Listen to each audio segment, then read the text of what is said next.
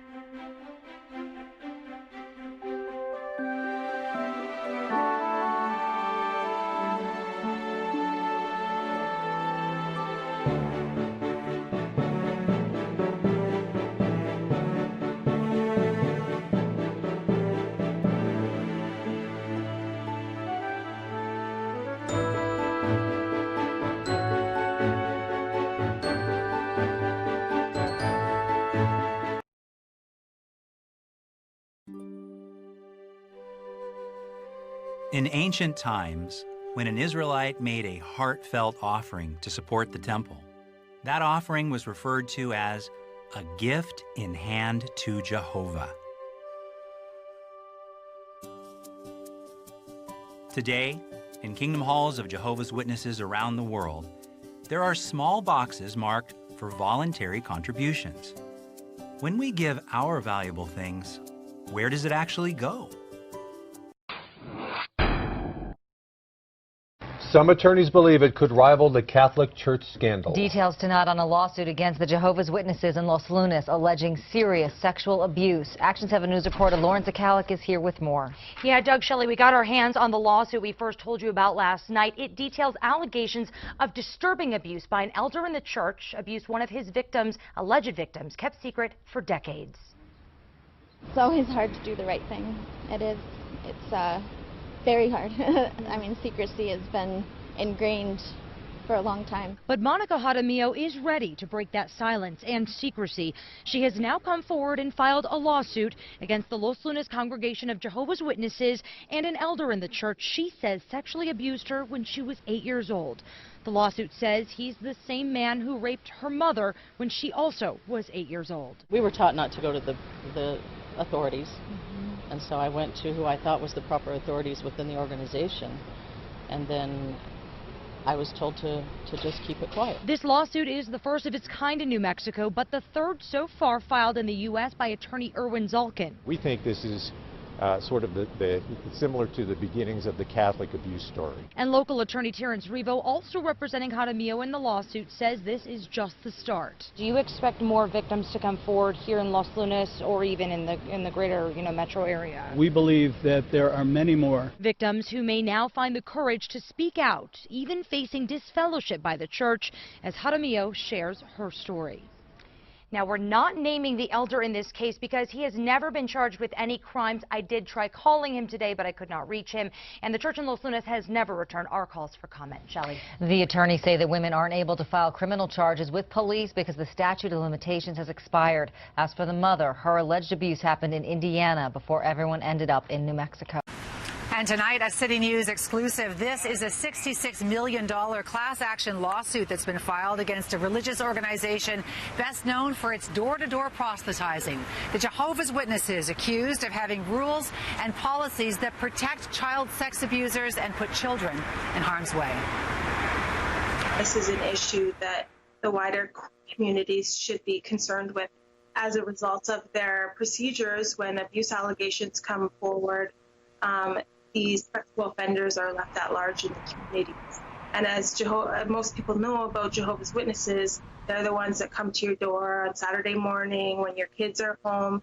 Tricia says her first 14 years of life as a Jehovah's Witness was filled with sexual abuse that was ignored and covered up by the religious organization she has now left. This $66 million class action lawsuit has now been filed on behalf of alleged child sex abuse victims across the country, claiming this.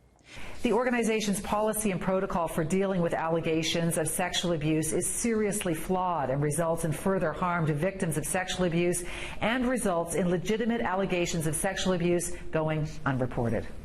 Specifically named in the suit is what's called the two-witness rule. They're expected to produce 2 credible eyewitnesses to their assault or to their abuse. And by credible eyewitness, I mean the eyewitnesses not only have to be other Jehovah's Witnesses that saw it occur, but have to be Jehovah's Witnesses in good standing in the church. So this obviously never happens. The suit also alleges that police are not called when allegations surface, but are instead handled by JW elders inside Kingdom Hall. The claim, so far untested in court, alleges this. For decades, the organization has received thousands of reports of sexual abuse, including child sex abuse, and has failed to investigate and/or report the abuse to secular authorities, even where required by law. Is it the assertion of this statement of claim, of this class action lawsuit, that the Jehovah's Witness organization deliberately protects child abusers? It is our information based on people who contacted us that the systems in place don't guard against it happening, and then when allegations are raised, that adequate measures are in place to see that the complaint reaches public authorities. Now, none of these allegations have been proven in court, and I did reach out to the Jehovah's Witnesses in Canada. They wouldn't comment specifically on the allegations in here, but they did in a statement tell me Jehovah's Witnesses abhor child abuse and would never shield any perpetrator. They go on to say that congregation elders comply with child abuse reporting laws. Inside this courthouse in Thompson Falls, Montana, the Jehovah's Witnesses Church in September suffered its greatest court defeat ever in a U.S. child sex abuse case. And Dan Stinnett helped bring down Lady Justice's hammer. Everybody agreed that they were guilty. Stinnett, in his first interview about the case, explained how he and 8 other Sanders County jurors found the Jehovah's Witnesses governing organizations negligent and guilty of malice in the child sexual abuse of Alexis Nunez, awarding her $35 million. Through her Texas-based attorney, Neil Smith, Nunez declined an interview request because the church has appealed. I believe they were trying to cover it up, yes. I have no doubt about that. Were you trying to send a message? Well, absolutely. We as jurors and as society really don't condone what goes on in any of this. The Jehovah's Witnesses organization, which goes by several names, including Watchtower Bible and Tract Society and the Christian Congregation, and is headquartered northwest of New York City, has fought and settled cases coast to coast. I'm a survivor. Candace Conti, though, refused to settle and went to trial, and a California jury awarded her $28 million, the largest verdict against the organization at the time. Conti joined 12 others who say they were abused for a town hall with us in California. What was that moment like?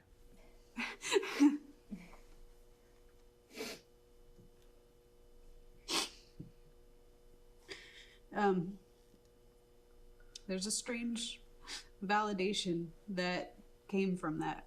Having the jury not only say that they believe you, that they know that this happened, but that the organization was in the wrong in the first place. And I'm so sorry to everyone behind me and to everybody who's fighting right now. I wish above all else that they could have that same validation that I did. I really do.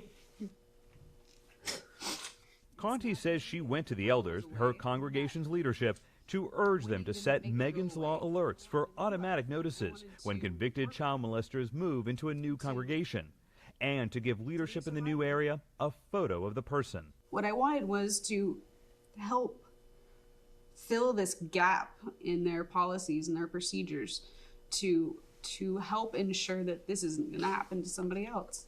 They wouldn't even listen to my idea. An appeals court later slashed Conti's award amount dramatically after finding under state law the Jehovah's Witnesses had no duty to warn the congregation about confessed or convicted child molesters. The governing body of the organization and its spokesperson declined to do an on-camera interview with us about the Conti case or its policies in general. Instead, in a statement, they said, Jehovah's Witnesses abhor child abuse as a sin and crime. Our policies on child protection comply with the law, including any requirements for elders to report allegations of child abuse to authorities. Our organization will continue to promote child protection education for parents. Lawmakers have taken notice, moving bills forward in California, Pennsylvania, New York, and other states that would require clergy of all faiths to report allegations of abuse, add training, or extend the statute of limitations for victims to come forward. How should they be held accountable, do you believe? For Dan Stinnett, the juror in Montana who found the Jehovah's Witnesses negligent for failing to protect Lexi Nunez, justice may be blind, but his creator is not. I believe they're going to be judged, and I believe it's going to be harsh. Judgment's coming, and it's coming on people just like those that violated these girls. In Washington, I'm Chief National Investigative Correspondent Mark Albert. Our group provides information to people who want to name Watchtower on their estate planning documents, perhaps as a beneficiary and retirement account, insurance policy, bank account. We also get calls from attorneys and executors telling us about a new estate. We generally have about 300 open estate files that we're working on. Yeah, that is quite a bit. Now, we know you also get a lot of phone calls every week. Can you give us an idea of the volume there? It's only an estimate, but it's at least 100 calls a week. Many of them are simple. How to name a Watchtower as the beneficiary. They're interested in donating real property. Sometimes we get a nice surprise on one of the calls. A surprise? Can you tell us a little bit about that? For example, we got a call from a brother. The voice sounded a little bit feeble, somewhat elderly. He asked about a specific donation arrangement, and the sister told him, brother, you have to understand that the minimum for this is $5,000. There was a pause, and he said, well, I'll be putting in $1 million. That's a very kind gesture on the brother's part. Now, of course, you get these phone calls. Are you always able to answer all the questions over the phone? Usually, but sometimes there's unusual circumstances. For example, last year in April, a brother who's 99 years old donated stock as an outright gift. It was $23 million worth of stock.